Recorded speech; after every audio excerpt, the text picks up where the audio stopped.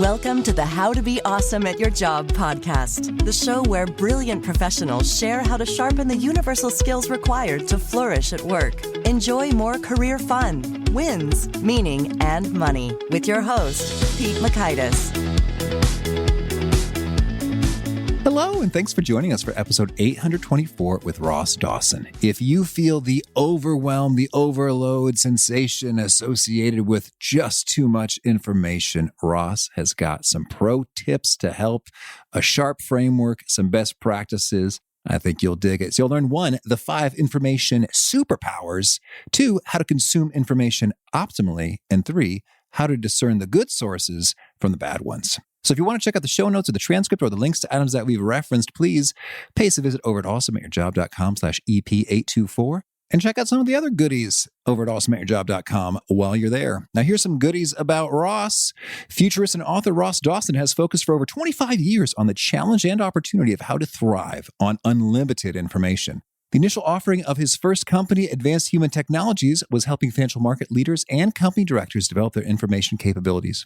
He shared early insights in his prescient 1997 article, Information Overload, Problem or Opportunity. For over 2 decades, Ross has applied and consistently refined his frameworks for enhancing information capabilities. As a leading futurist, keynote speaker, and advisor, he has traveled around the globe helping business and government leaders envisage and create positive futures for an immense array of industries and issues. Big thanks to Ross for sharing his wisdom with us, and big thanks to our sponsors. Check them out.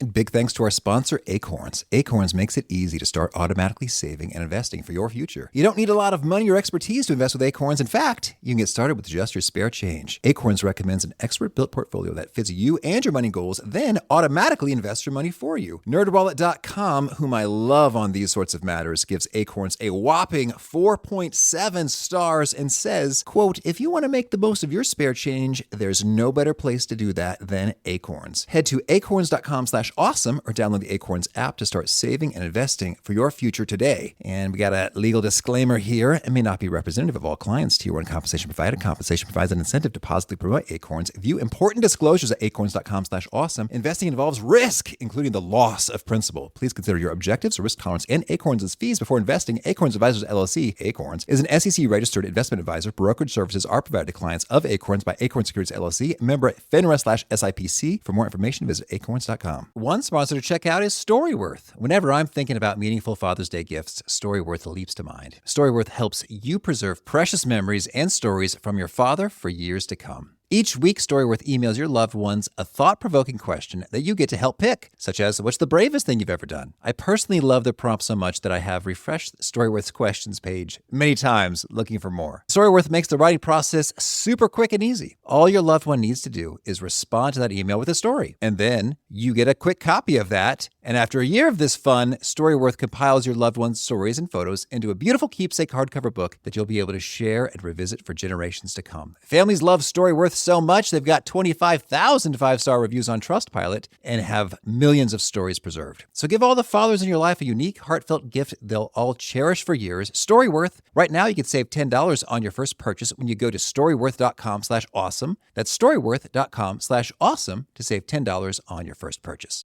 One sponsor to check out is Harvard Business Review. This brilliant magazine, published at hbr.org, is the leading destination for smart management thinking. Fun fact, HBR has been mentioned in 108 episodes of the show. That's because HBR has great stuff that comes up often. They've got explainer videos, podcasts, real-world case studies, and much more. I think of HBR each night that I put on my special orange glasses. Their article, Will Blue Light Glasses Improve Your Sleep?, revealed that those who wore them reported better sleep and a 7% improvement in work performance as compared to those who wore the sham glasses. So I cite HBR anytime anyone tells me that I look silly wearing them. Now, much of HBR's content is available for free when you sign up at their site. Subscriptions that get you unlimited content cost $10 a month. If you visit hbr.org/subscriptions and enter the promo code AWESOME, you can save 10% off of that subscription. Again, to save 10% off of your HBR subscription, go to www.hbr.org/subscriptions and enter the promo code AWESOME. Now, here's Ross. Ross, welcome to How to Be Awesome at Your Job. Wonderful to be talking to you, Pete. Well, I'm excited to dig into your wisdom about thriving on overload, the 5 powers for success in a world of exponential information. But first, could you tell us a little bit about your knack for musical instruments? I understand you can play many. How did you learn how to play them all? Any tips and tricks or any special performances that really leap to mind?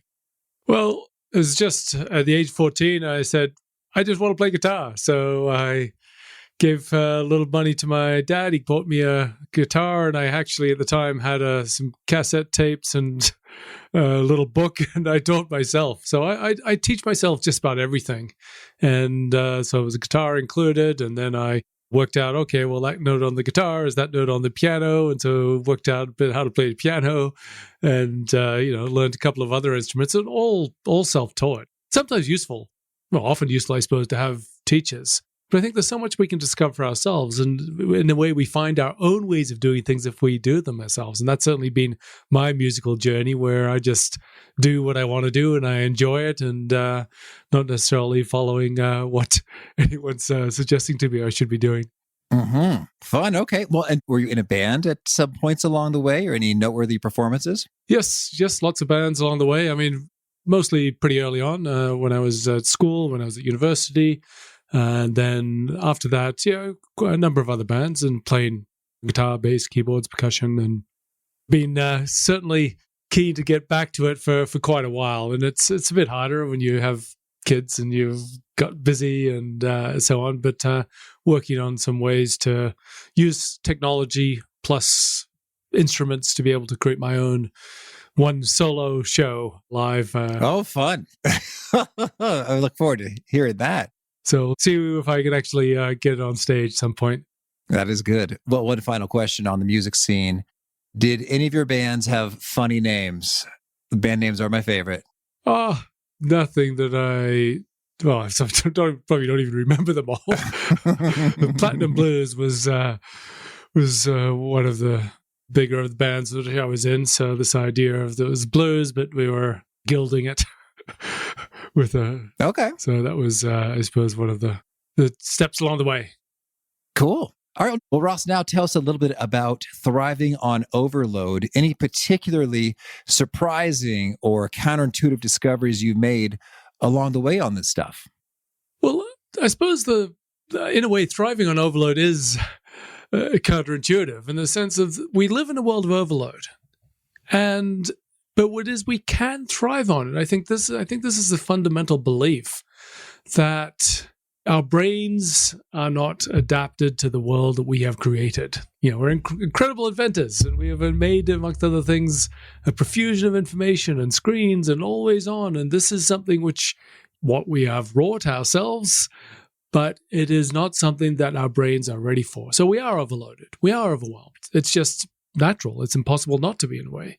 But I do believe that it is possible to thrive on that. And this is, I suppose, a way where we can learn, change how we do things, what we do, our attitudes, our practices. And that, in a way, means we can transcend who we have been to be more adapted to the world that we live in. So this is a journey. We can learn things. We can progress. And so that's something which is not obvious, but I think that this really is our most important capability that we need to develop. Okay. Well, so then can you paint a picture for if there's any cool studies or data or research which really reveals just what's possible in the realm of thriving on overload? Like, what's the typical level of thriving/floundering in the midst of overload versus what can really be possible if you master this stuff? There's a whole set of capabilities to develop the capability to thriving. And so the subtitle of the book is The 5 Powers for Success in the World of Exponential Information. Those 5 powers are purpose, framing, filtering, attention, and synthesis. So we need to be able to dig into each of those and how those all fit together. But if we want to distill this, I suppose, to research and some data and some one frame, one piece of research, or now which is compounded research, is into the multitasking. And some people think they're good at multitasking. And the reality is that now more recent studies on what is actually happening in our brain shows that when we think we are multitasking, as we think we are doing two things at the same time, our brain is actually switching from one thing to another thing, and then back to the other thing, and then back to the other thing. Now, if we're simply listening to a podcast while we're cooking dinner, that's probably achievable. That's not too hard to go back and forth. But if we're doing something which is cognitively taxing, and we're then checking our email or trying to watch TV or whatever it is, it's simply not functional. So studies have shown, in fact, that those people who think they are good at multitasking actually underperform those people that don't think they're good at multitasking because they're trying to do something which is literally not possible. Our brains cannot multitask. So this is where we have put in a world where there's so much wonderful things going on, and we try to pay attention to both things at the same time. And simply, yes, you can do it by switching your attention, but you will perform less than you've done before. Now, taking research at the other end of the spectrum, those who are trained, and the single practice which takes our attention the most sustained is meditation, which is simply the practice of keeping our attention sustained on one thing for a period of time, where we can continue to be attention on one thing for a period of time. And you don't need to be a meditator to get there. There's other ways to be able to get there. And there are people who switch everything off, and for 3 hours at a time, aside from getting up and stretching and having a drink of water or whatever they need along the way, will be focused on one task for a period of hours. And the reality is that it's only a very small proportion of people that are able to and do take that time and capacity to develop that 3 hours of attention span on one thing in which they can achieve incredible things. Whereas the vast majority of people, literally, their attention is not on one thing for more than literally a few minutes at a time at best, because they're just distracted by thoughts or notifications or alerts. And those are the two poles. Okay. One is eternal distraction, eternal attention wandering all over the place, where we can never achieve that much. And those people that demonstrably can keep their attention on one thing and can achieve extraordinary amounts of things in quite limited periods of time. Okay, well, that does sound exciting in terms of what's possible. Now, to zero in on that 3-hour figure, I'm thinking about ultradian rhythms and just what's possible for the human organism. Is that 3 hour like 3 hours, but with like a couple minute bathroom and beverage break, or how's that unfold, that 3 hours? So to your point, the basic rest activity cycle is generally understood to be 90 minutes, where our brains do go through cycles of, amongst other things, ability to be more focused and less focused. And so we do need to take that into account. Now, brains are different. We could be more or less tired. There's all sorts of different factors, but 90 minutes is a reasonable guideline. So 3 hours is something where it is very possible for anybody to spend 3 hours in reasonable high degrees of focus, but that's probably that's as much as most people will want to achieve in a day. The way I put it is that everybody should, for at least 90 minutes, at least once a week, have a complete focus time. Okay. And that's something which, again, is already challenging for most people. Most people don't take 90 minutes out where there's no distractions, nothing interrupting them, where there's only one thing, they can't escape from it, and they do get on with it. And it actually takes practice to get into that. But you can still achieve a lot as you get to that 90 minutes period. And I think that's a good starting point for most people.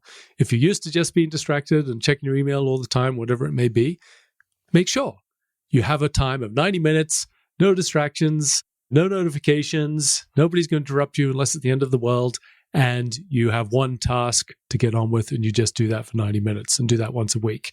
And that's just an incredibly wonderful starting point. And that's from then, you can start to build it. So in terms of some of those cycles, one of the most famous is the Pomodoro technique, which you say 25 minutes of focus, 5 minutes break, 25 minutes focus and 5 minutes break, sometimes a bit longer break, and then you do that 3 times, which basically takes you to 90 minutes, have a little bit of a longer break, and then you do that 3 times again, 25 minutes plus 5 minutes break. And that's works for a lot of people.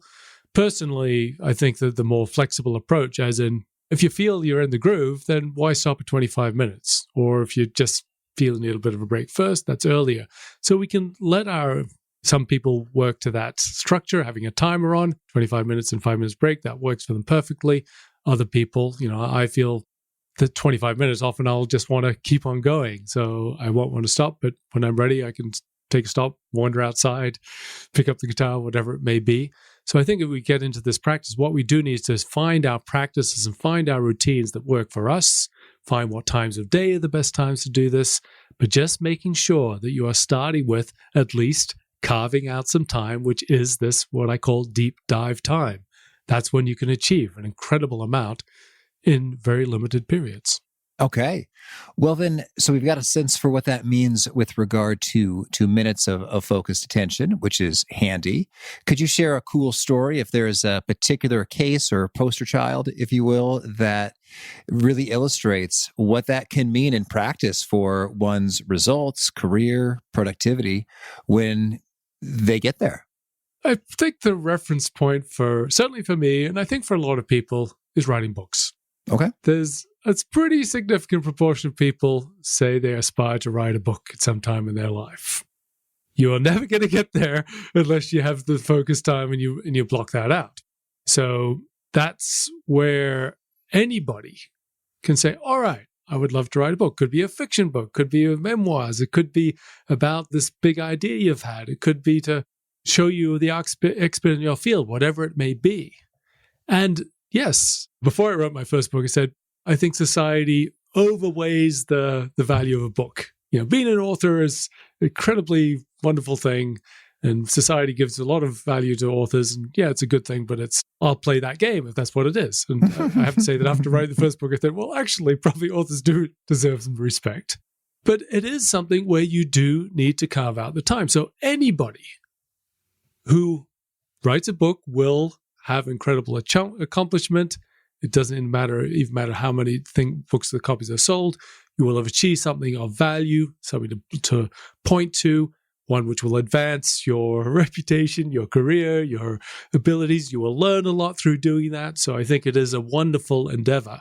And that is something which can only be done with focused time that is blocked out exclusively for that. Mm-hmm. Okay, so there it is. It's kind of binary, on or off. Certain accomplishments, such as writing a book, are just impossible without the ability to have that focus for an extended period of time, whether it's 90-ish minutes or thereabouts or even greater. So, and then I think in this age where there are different media and creations, we could maybe think of the book as a proxy or a representative for any sort of, magnum opus or great work of sorts, that they're not cranked out in a 15-minute break in between Instagram sessions. Exactly. To your point. I mean, if you want to be a YouTuber, today, the bar for YouTube videos is pretty high, as in, there's a very high quality. If you want to do videos on a particular topic and show you're the expert, you've got to be pretty good because there's a lot of other really good people out there. So, and again, that's not going to happen by itself. You got to say, all right, okay, I've got to work out. All right, what's my topic? What's my script? Where am I getting my video assets? What are the overlays going to be? This is again going to take focused time. It's not going to happen just by filling it in between other things. And your ability, what you can do, for example, in a 90 minutes of focus will far exceed what you can do just trying to do bits and pieces while you're interrupted along the way. So this is a way of amplifying your productivity, but it's also a way of just creating more value from the world that we have. And I think that this fundamental equation for almost all of us, our input is information. It's what we read, it's what we experience, it's our conversations, it's what we see in the world, it's what we observe, what we notice, it's what we make of the world, it's our knowledge, it's our understanding, and then it's sharing it. It's creating value with that. It's building a startup, it's applying it to our work, it's making better decisions, it's seeing opportunities, it's creating YouTube videos, it's creating blog posts, it's creating articles, it's having more intelligent conversations that add value to more people. It's the input and the output. And both of those require this structure to how it is we bring our information together and building knowledge, and the structure in our work lives into how it is we create something of value from it. Mm-hmm. Okay. Well, so you mentioned these 5 powers: the purpose, the framing, the filtering, the attention, the synthesis. Can you expand upon those in terms of, I guess, a definition and maybe some top do's and don'ts for really developing each of these powers? Certainly. So just at a high level first, purpose is simply knowing why. Why is it that you deal with information, do what you do in the first place? Second is framing, which is being able to literally build frameworks for your knowledge, for your understanding, for your information, so you can piece together how they are connected. Filtering is being able to look at the information sources that you have and to be able to discern what it is that serves you, that serves your purpose, and what it is that doesn't, and being able to make sure that you leave the information that's not useful. The fourth mode is attention. So we've been talking about this idea of deep diving. We have extended focus for a period of time, but that's not the only attention mode. For example, we might have scanning. We might say, all right, there's a period of time when I'm just going to look at all my information sources. I'm going to stop and then move on to then perhaps reading and taking that in. So there's different attention modes. And the fifth one is synthesis. And this is, in a way, pulling everything together so that it's rather than just being lots of information, we can make a body of knowledge. We can understand the system. We can be able to have the foundations to build something of value. So these are the 5 powers. And I can perhaps flip over to you to dig into any specific questions. I can obviously go into greater depth on any of those, but I think laying those out as the 5 is critically important. So where would you like me to dig into from those topics? Sure thing. Well, I guess I'd like to hear what sorts of practices enable us to develop and deploy each of these powers well versus what is the antithesis, the kryptonite of each of these powers that are to be avoided. So we have to start with purpose. And the way I frame that in my book, Thriving on Overload, is around our relationship to information. So we have a relationship with money. We have a relationship with food. And the same way we have a relationship with information. There's a lot of parallels with our relationship with food and relationship with information, where we can have a not very positive relationship with food, where we snack on chocolate all the time or eat when we're stressed and so on. And in fact, there's some quite similar habits sometimes which people can have with information. But we can also have a positive relationship with food, where we eat healthy food and we feel that it sustains us, and we don't have too much food when it's not something that we truly want. So with information, the same thing, where we can have a positive relationship with information, which is formed by going to what actually is good for us, which makes us feel happier, which inspires us, which informs our ability to achieve what we want to achieve, and is something which we're not always indulging and snacking in all the time. And so I've proposed this idea of intermittent fasting information diet. So some people, for food, they say, all right, I'm not going to eat for a period of time, then I'll come back and eat a meal, whatever, but I won't eat anything at all in between. And I think that's a very valuable approach with information as well. We can say, all right, I'm not going to check social media, I'm not going to check the news headlines, I'm not going to indulge in those things, because for a period of time, there are things that I want to do. I want to play with my children. I want to read something which is important, which I've decided is something I want to spend my time on. I want to be able to write my book, whatever it may be. So we can vary those things. But this all comes from purpose, in the sense of understanding what it is we want to achieve, what it is we think is worthwhile, and as a result, being able to determine the information is not useful. And the antithesis of that is simply not knowing. That's interesting, bit about the celebrity news, or I've seen this horrible thing about what's happening in politics, and spend some time looking at that. And none of that serves us, because we're not clear on our purpose. And so having that purpose is an absolutely fundamental starting point to simply being able to prosper and know what it is that is valuable to us in a world which is often overwhelming. And Ross, I'd love to expand on that notion of purpose in that specific context of reading the news. Sometimes I'm thinking about when people read the news, they say things like, I want to be informed. And that strikes me as a little bit vague as far as a purpose or a goal goes. Because in a way, there's infinite news one might be informed or not informed about. And so it seems thin in terms of my goal in reading this news is to be informed. And sometimes I wonder, maybe just because I don't like reading a lot of news, I guess my purpose, the way I go into it is like, I am going to spend approximately 4 minutes scanning the headlines of the New York Times and the Wall Street Journal so that I have a general clue as to the happenings in the world, so I am able to converse with people as opposed to going, huh, what?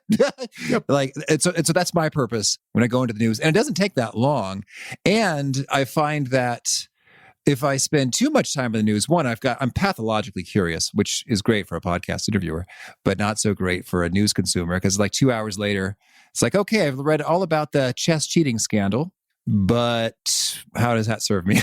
I found it very interesting, and I know I could comment a lot about it, Ross, if you have any questions, but it's not really enriched me much. So can you share with us some example articulations of what might be some rich, useful, best-in-class articulations of purpose when it comes to approaching the information of the news? So a couple of points, just what you're saying. So I think that's wonderful in the sense of, first of all, you mentioned a figure, 4 minutes. And that's exactly what I say. We need to have a period of time when we say, this is, I'm going to scan the headlines and no more. But news is one category, in a way, of information. And it's what I frame in the book as society, in the sense of what do we want to know about what is happening in society at large? And we said the purpose is, what is our purpose for it? Why is it that I read the news? And you articulated, again, a quite clear purpose. So you can have intelligent, or at least somewhat informed conversation with people. And all you need to do is the headline for that, to be able to not know, well, to actually know what's happening as opposed to having no idea what's happening. And that's entirely valid. So some of the reasons why you would want to go in the news is to be an informed voter. Now, that's something which you probably can catch up with just before you need to vote. You don't need to be constantly... Day before. Binge. You don't need to be constantly reading the news all year round in order to be able to vote, whenever it is that you vote. So that's one valid reason. Another is to be able to have intelligent conversations with your friends you want to have conversation with. Another is to be aware of the things which are changing in your community. And so that gives you a geographical focus. All right, I would like to see news about my local community. Another is to say, are there any things which are going to impact my children's opportunities? Or you might say, all right, if they're a particular age, you might be looking at developments in university or college admissions or something like that. So these are things which have started to be focused. But this comes back to the domains for our relationship with information. And one of the first ones, one of the most important ones, is expertise.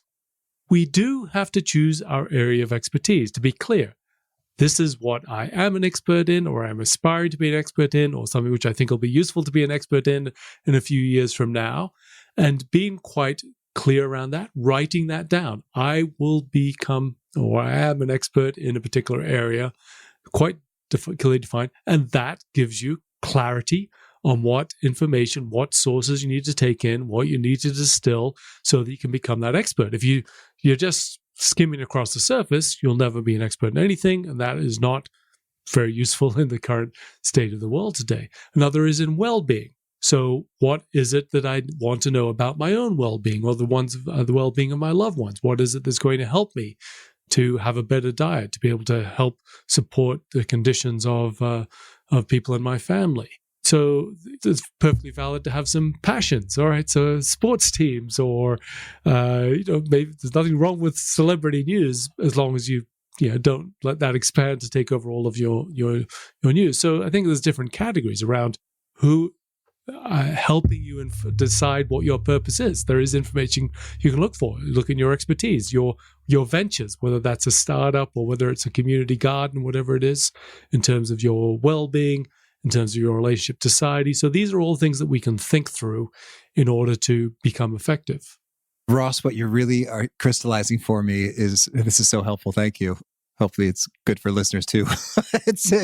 But internally, I have a response of frustration or irritability when I see a news headline or blog article or whatever. It says, for example, topic, what you need to know. And I'm thinking, there is no possible way you know what I need to know because our contexts are so wildly different. The person running the political campaign for, this politician needs to know way more and way different things than someone who may or may not vote for that person months down the road, or someone who's managing the budget or employees in that industry. I guess maybe because I'm a content creator myself, I'm prickly or snobbish about the quality, but it's like what you need to know. There's no way one article can provide what everyone needs to know because everyone's contexts are so different and their purposes that they establish are so different. So Ross, thank you for clarifying what was simmering under the surface for me. And is it fair to say you're going to have a hard time writing a piece of content that's what you need to know for all peoples in one fell swoop? Well, I think you've hit the nail on the head. So I guess wanted an affirmation agreement. Thanks, Ross. But what it comes back to is saying that we need to know it ourselves, and we don't necessarily know that. So what I describe is we need to develop our own personal information plan. So to complement the book, I've created some software, a course where the Thriving on Overload interactive course, where it takes people through that journey of identifying their purpose and their expertise and their areas and their sources and how they can use that and the times they're going to use that and how to do that. And you don't need the book or the course, though they're obviously designed to be as useful as possible. But we all need to decide, what is my own personal information plan? What is it that matters to me? Mm-hmm. What time am I going to spend on that? What time am I not going to spend on the things that don't matter? How am I going to structure my day? How am I going to structure my time? How am I going to spend time to be focused? How am I going to make space to synthesize this and pull this together? Information is the core of the value, I would suggest, of almost all of your listeners. And it's something which most people haven't spent the time to think about as to how can I do this better? And we can all build our own personal information plan. And that starts with this idea of why? What's important to me?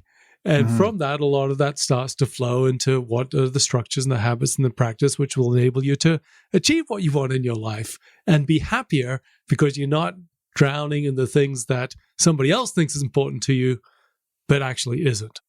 That's powerful. Well, you got me thinking about email outsourcing a little, but we'll move on in terms of thinking about what's important to me and what's not important to me and what's important to other people that land in your inbox, and how can you navigate that effectively, whether it's software or helpers or different levels of support. So we'll just let that percolate in people's heads for now. But let's hear about framing next.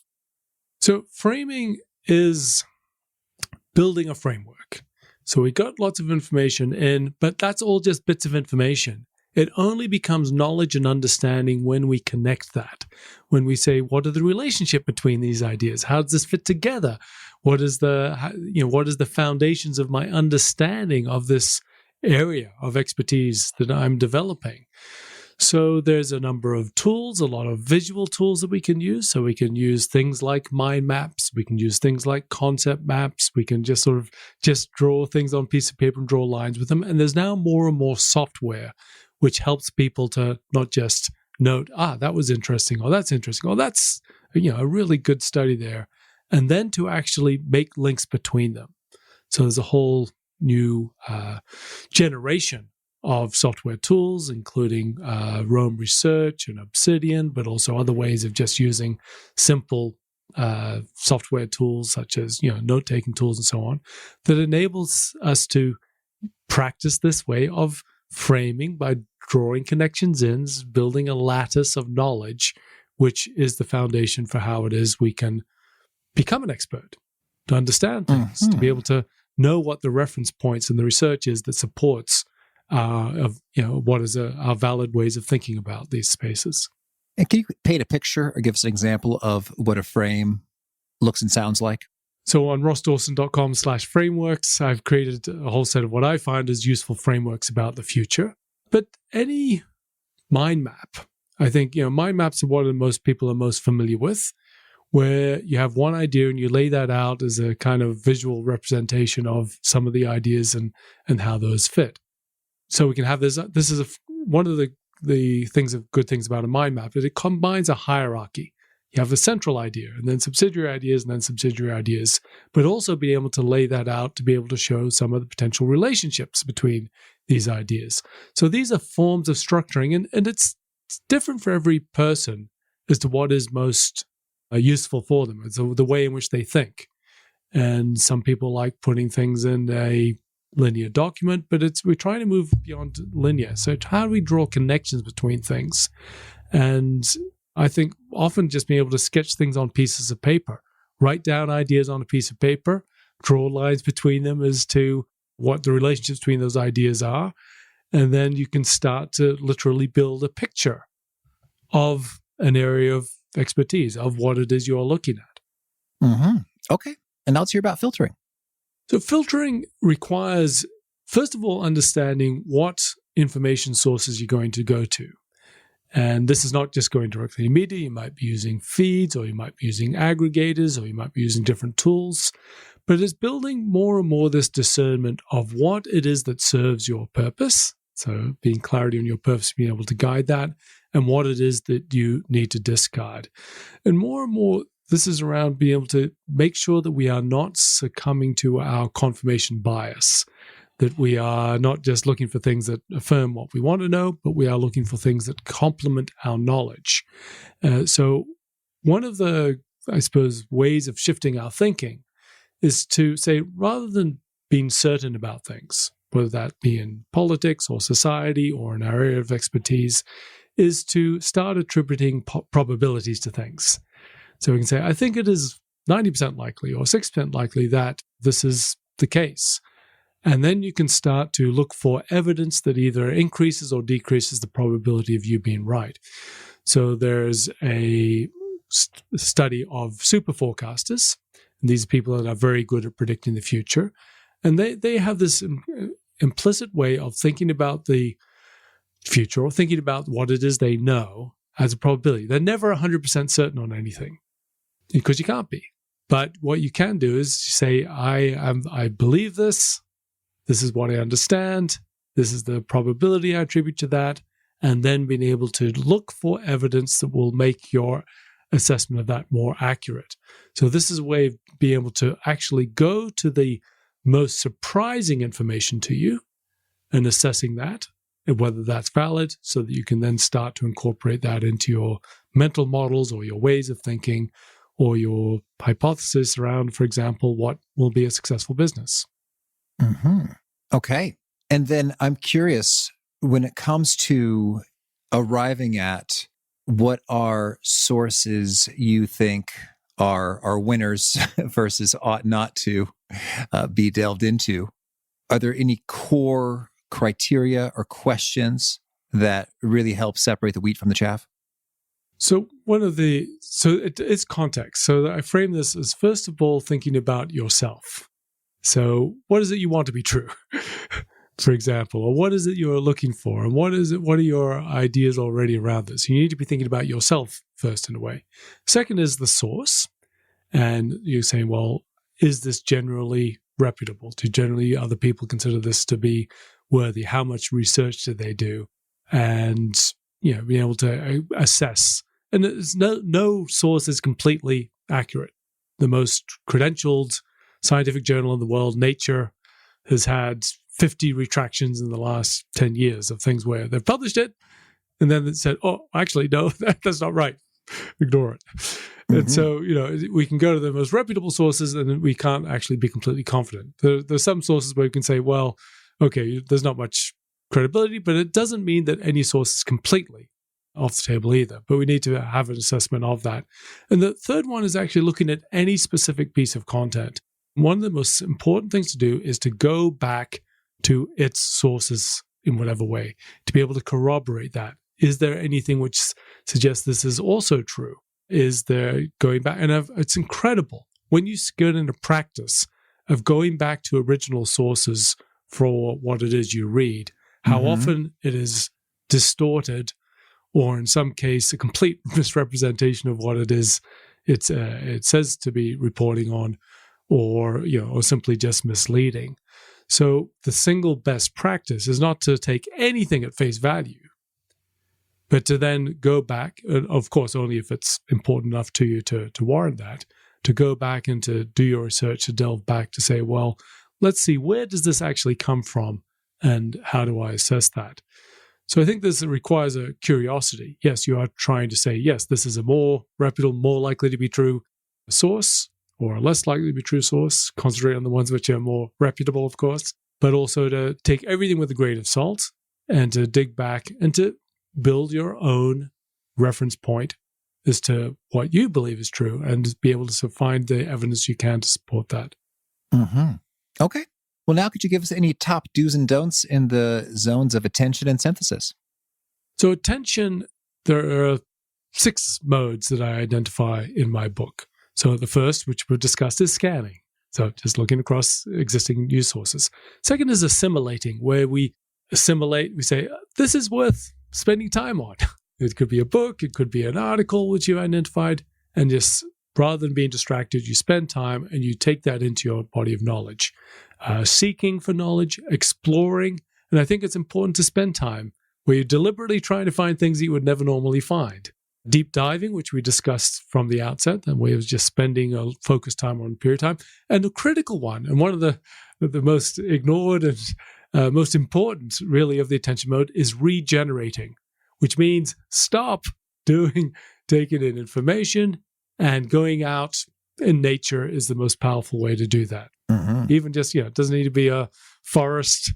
It can be a single tree in a park or whatever it may be. Just getting out in nature is a form of regenerating your attention. So the best practice is to time box it. Say, this is the time I will spend on this. This is when I'll do it. This is the time I'll spend on that. And I'll do that. And to make sure that you're spending time deep diving each day. You're spending time scanning each day. You're spending time assimilating each day. And you are spending time regenerating each day. And the don't is simply just go from one thing to another all the time, just continually distracted by the next thing. Oh, I should be doing that. Oh, I should be doing that. Oh, I might do this instead. And you never get to a fraction of what you could achieve otherwise. And in terms of synthesis, it really is, this is about getting to a state of mind where you can pull all of the things which you're exposed to into understanding, into knowledge, into something where you have insights that other people don't.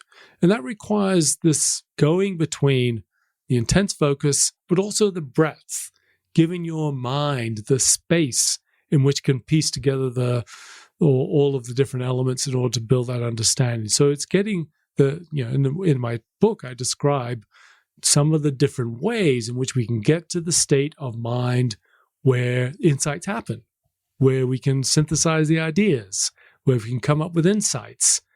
And I suppose the don't on that thing is simply just to burrow down all the time and not give our mind the space which it needs to be able to do what humans are incredibly good at, uniquely good at, is to pull together, connect the dots, and make sense of the whole.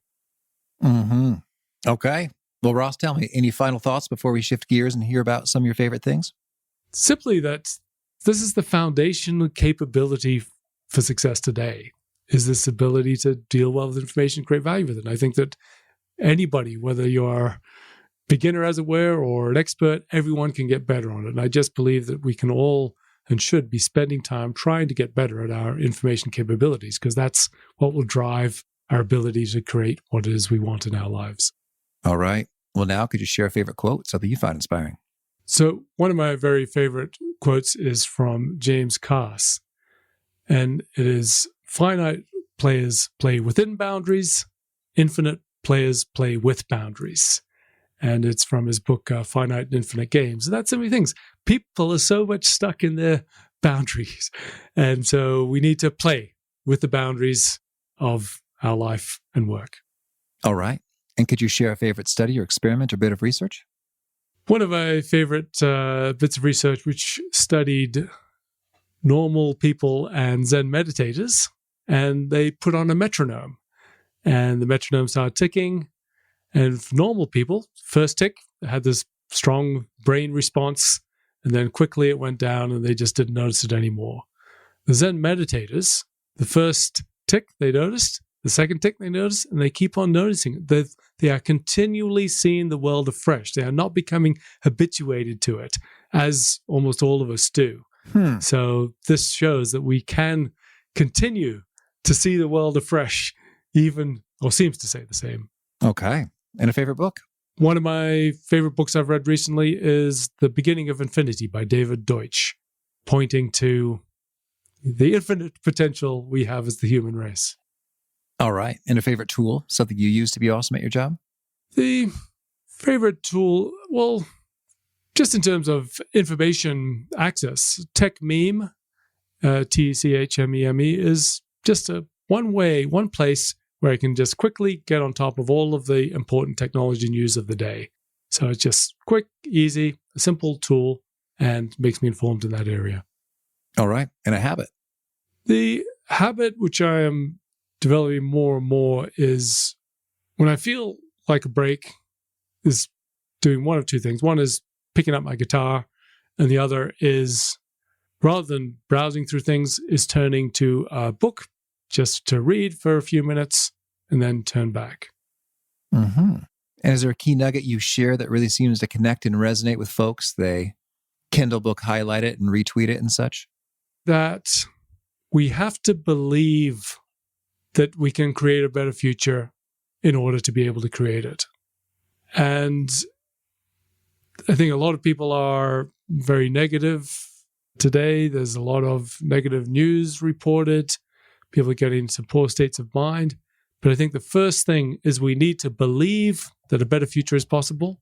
And it doesn't matter what whether we think that's highly probable or not very probable at all. As long as we believe it is possible to create a better future, that gives us the foundation to say, well, what is it that I can do in order to be able to create that?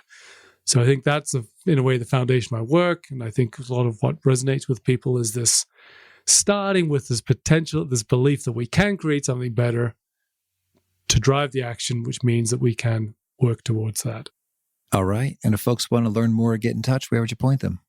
For my work in general, rossdawson.com. But for the book, thrivingonoverload.com, there's a wealth of resources there. There's free parts of the book, the exercises, the introduction, there's the overload course, there's a podcast, there's a whole set of resources. So thrivingonoverload.com is a wonderful place for those people that want to go further on this journey. Okay. And do you have a final challenge or call to action for folks looking to be awesome at their jobs? Just spend the time. It doesn't matter how much time. Just spend some time thinking about what it is you do currently with your information habits, and just find one thing which you could do better and do that. All right. Ross, this has been a treat. I wish you much luck and fun amidst overloading information. Great pleasure to talk with you, Pete.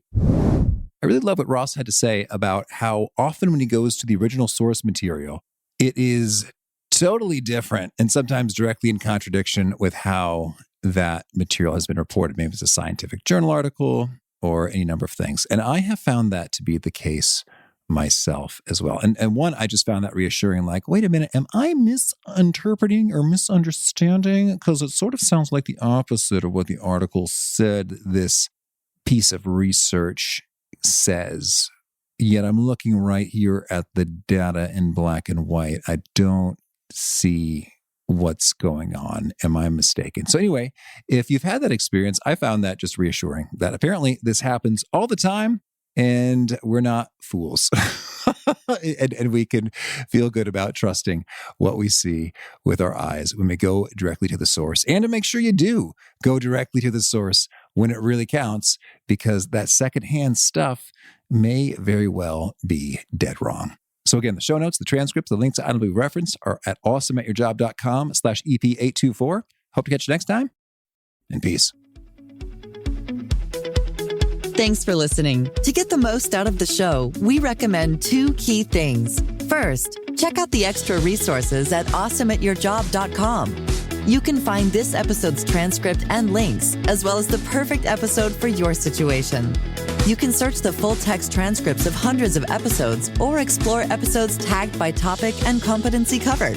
Second, subscribe to the podcast and get future episodes automatically. You can subscribe by telling Siri and several other smartphones and speakers, subscribe to the How to Be Awesome at Your Job podcast, or by tapping subscribe in your podcast player of choice. If you'd like some extra help figuring out podcasts and how subscriptions work, visit awesomeatyourjob.com/subscribe for guidance. Hope to catch you on the next episode of How to Be Awesome at Your Job.